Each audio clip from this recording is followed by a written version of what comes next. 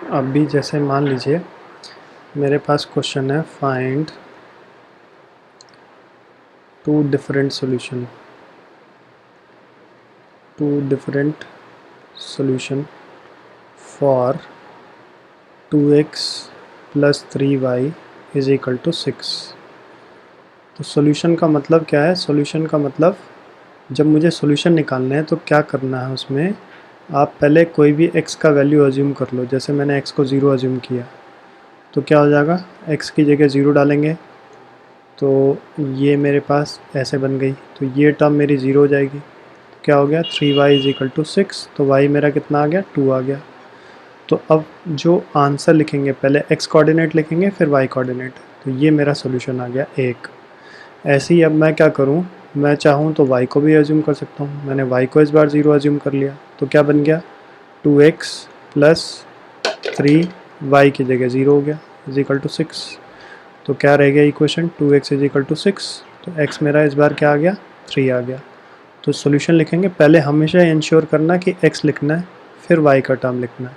तो ये दो मेरे पास सॉल्यूशन आ गए। और अगर मैं इसके बेसिस पे ये कह देता हूँ एंड ड्रॉ ग्राफ, तो मुझे ग्राफ भी अगर ड्रॉ करना है तो क्या करेंगे, अब हमने ऐसे लिया y एक्सिस और ये हो गया x एक्सिस। तो x y x dash and this is y dash 0। तो 1 2 3 स्केल लिख लेंगे हमेशा ही, 1 centimetre is equal to 1 unit. और यहाँ पर हो गया 1 2, तो ये हो गया पॉइंट 02। तो यहाँ लिख लिया 02 और ये जो पॉइंट है ये है 3,0।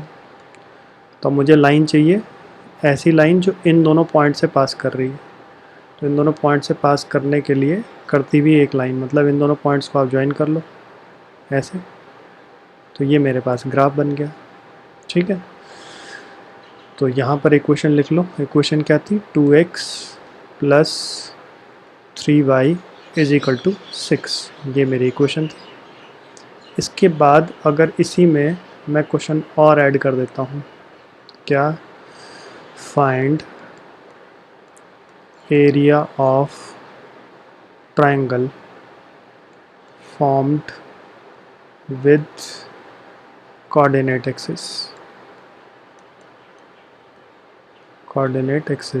इसका मतलब क्या है, इसका मतलब ये है कि ये मेरे पास ये ट्रायंगल है, मुझे इसका एरिया निकालना है, ठीक है। तो इसका एरिया क्या हो गया एरिया हो गया half base into height. Area of triangle यही होता है। तो अगर मैं इसको ए कह दूं और इसको बी कह दूं तो हाफ बेस क्या है, बेस है ओ ए और हाइट मेरा क्या है, हाइट है ओ बी। तो ओ से ए तक का डिस्टेंस मेरा कितना है, ओ से ए तक का डिस्टेंस 3 है और ओ से बी तक का डिस्टेंस कितना है, 2। तो कितना आंसर आया, 3 स्क्वायर यूनिट्स मेरा एरिया आ गया, ठीक है।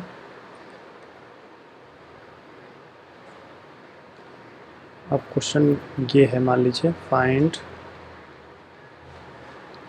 4 different solutions of 2x minus 5y is equal to 10। तो इस बार मुझे 4 सॉल्यूशन निकालना है। तो ये मेरी इक्वेशन है। तो अब पहले वही x को आप अज्यूम कर लो 0, तो क्या हो गया, 2 0 minus 5y is equal to 10। तो ये टर्म मेरी 0 हो जाएगी। तो 0 हो गई तो क्या बच गया, minus 5y is equal to 10। तो अब यहाँ से y क्या आएगा, 10 डिवाइडेड बाई माइनस 5। तो उसको सिंप्लीफाई करेंगे तो वैल्यू -2 आ जाएगी। तो यहाँ पर जब माइनस होता अक्सर उसमें बच्चों की गलती होती है, तो आप ध्यान रखना कि ये -5 ऊपर जाए नीचे डिवाइड होगा और इसको सिंप्लीफाई करेंगे तो यू विल गेट -2। तो आंसर आपका आ गया 0 -2। अब y को सब्सटीट्यूट कर लिया 0, तो क्या हो गया, 2x माइनस 5 और ये 0 हो गया। इज इक्वल टू 10, तो कितना आया 2x इज इक्वल टू 10 हो गया। तो यहाँ से x क्या आया 5। तो इस बार सॉल्यूशन क्या आएगा, पहले x लिखेंगे फिर y लिखेंगे, ये सॉल्यूशन आ गया। ठीक है, अब दो सॉल्यूशन तो मिल गए, एक ये मिल गया, एक मुझे ये मिल गया। तीसरा सॉल्यूशन निकालने के लिए मैं क्या करता हूँ, आप पुट कर लेता हूँ y की जगह सपोज़ मैंने डाल दिया 4, तो क्या हो गया 2x माइनस 5 और ये 4 हो गया इज इक्वल टू 10। तो ये हो गया 2x minus 20 is equal to 10। तो माइनस 20 उधर जाएगा तो उधर जाके ऐड हो जाएगा, तो ऐसे हो जाएगा 20 प्लस 10 दैट इज़ 30। तो अब x क्या निकलेगा, 2 डिवाइड कर लो, 30/2 यानी कि 15। तो अब फिर सॉल्यूशन क्या लिखेंगे, पहले x लिखा फिर y लिखा, ये मेरा सॉल्यूशन हो गया। अब चाहे तो x ले लो, x को सपोज़ मैं 3 ले लेता हूँ, तो ये हो गया 2 into 3 minus 5y is equal to 10। तो ये हो गया 6 minus 5y is equal to 10। तो 6 उधर जाएगा तो माइनस 5y उधर जाके 6 सब्ट्रैक्ट हो जाएगा ऐसे। तो कितना बच गया 4, लेफ़्ट साइड पे क्या है माइनस 5y, तो y कितना आया 4 डिवाइडेड बाई माइनस 5। डेसिमल में कन्वर्ट करें तो 0.8 और आगे माइनस। तो फाइनल मेरा सॉल्यूशन क्या है 3 माइनस 0.8। तो ये मेरा आंसर आ गया। तो अब आप ये हमेशा इंश्योर करेंगे कि ये जैसे मैंने 4 सॉल्यूशन लिखे, ये चारों ही डिफरेंट हो। मतलब ये ना हो कि जो सॉल्यूशन यहाँ आया पता चला वही सॉल्यूशन यहाँ आ गया, तो ऐसा नहीं होना चाहिए। कई बार ऐसा भी बच्चे कर देते हैं। तो final conclusion, 4 solutions, 4 solutions are क्या क्या है, 0 माइनस 2, 5 0, 15 4 एंड 3 माइनस 0.8। बस ये आंसर आ गया। अब अगर क्वेश्चन मैं आपसे ये कहता हूँ कि find 3 solutions of y plus 7 is equal to 0, ठीक है, तो आप क्या करेंगे, अब यहाँ पे x का टर्म नहीं है तो y प्लस 7 है ऐसे।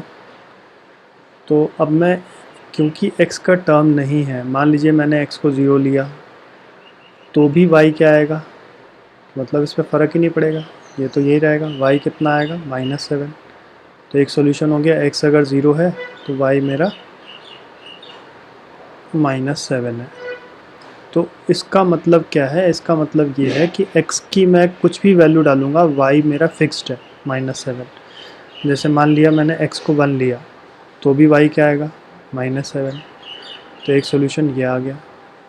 फिर x को मैंने मान लिया 2 लिया तो y क्या आएगा अगेन माइनस 7, तो 2 माइनस 7 हो गया। यानी y हमेशा, जब क्वेश्चन में सिर्फ y दिया है that means y is fixed. जो y का वैल्यू निकला, जैसे माइनस 7 आया तो हर बार माइनस 7 ही रहेगा। x को मान लीजिए मैंने 3 ले लिया तो वो भी y माइनस 7 रहेगा। तो ये क्या हो गया 3 माइनस 7। तो मैंने तो 4 सॉल्यूशन लिख दिए, लिखने 3 ही थे, तो ये मेरे कोई भी 3 आप लिख लो वो आपके आंसर्स आ गए। तो यहाँ से ये भी पता चलता है कि ये क्या है, ये एक इक्वेशन ऑफ लाइन है, और जो ऊपर हमने निकाली ये क्या है, ये भी एक इक्वेशन ऑफ लाइन है। जैसे इसको मैंने ड्रॉ करके भी दिखाया, this is equation of line. तो जो भी इक्वेशन ऑफ लाइन होगी उसके हमेशा इनफाइनाइट सॉल्यूशंस हो सकते हैं। तो यहाँ से नोट लिख लेंगे, ए लाइन हैज़ इनफाइनाइट सॉल्यूशंस, उसके हमेशा ही इनफाइनाइट सॉल्यूशंस होंगे। जो भी लाइन होगी उसके इनफाइनाइट सॉल्यूशंस होंगे, ठीक है। अब जैसे एक्सरसाइज 4.2 में फर्स्ट क्वेश्चन आपको पूछ रहा है फर्स्ट क्वेश्चन है y is equal to 3x plus 5। तो ये क्या है? ये भी एक लाइन है, क्योंकि लाइन कौन सी होती है? लाइन वो होगी जिसमें वन वेरिएबल होगा, वन वेरिएबल नहीं, जो भी लीनियर होगा, लीनियर इक्वेशन, जैसे ax प्लस बी, ये ax plus B Y plus C, ये क्या है? ये लाइन से रिप्रेजेंट कर रही है। ये भी एक लाइन है, ये भी एक लाइन है। अगर ऐसे बोल रहा हूँ बी वाई प्लस सी, तो ये भी एक लाइन है। तो तीनों ही लाइन की ही इक्वेशंस हैं, ठीक है। तो ये क्या है? ये लीनियर इक्वेशन है, टू वेरिएबल, तो ये लाइन की इक्वेशन है। तो इसके कितने सॉल्यूशन होंगे? It has infinite solution, infinite solution. तो क्वेश्चन ने यही पूछा था कि इसके इनफाइनाइटली मैनी सॉल्यूशन है या यूनिक सॉल्यूशन। यूनिक सॉल्यूशन का मतलब क्या होता है? सिर्फ एक सॉल्यूशन आना। जैसे मान लीजिए ये सॉल्यूशन आया 1 2, this is called unique solution, क्योंकि एक ही सॉल्यूशन है। अब जैसे क्वेश्चन नंबर टू में फर्स्ट पार्ट तो आप खुद ही करेंगे, सेकंड पार्ट ही कह रहा है पाई x plus y is equal to 9। तो मुझे इसके 4 सॉल्यूशंस बताने हैं। तो x को अगर मैं 0 ले लूँ तो ये क्या हो गया? ये 0 हो जाएगा। y इज इक्वल टू 9, तो यहाँ से y क्या आया? 9। तो सॉल्यूशन क्या है? पहले x लिखा, फिर y लिखा। फिर मान लीजिए मैंने x को 1 ले लिया, अब तो क्या हो जाएगा? पाई यहाँ पर 1 plus y is equal to 9, तो pi plus y is equal to 9। तो यहाँ से y क्या आया? y आया 9 माइनस पाई। तो सोल्यूशन क्या हो गया? 1 कॉमा 9 माइनस पाई, ये सोल्यूशन हो गया। अब आप x को 2 ले लो, x को जैसे मैंने 2 ले लिया तो क्या हो गया?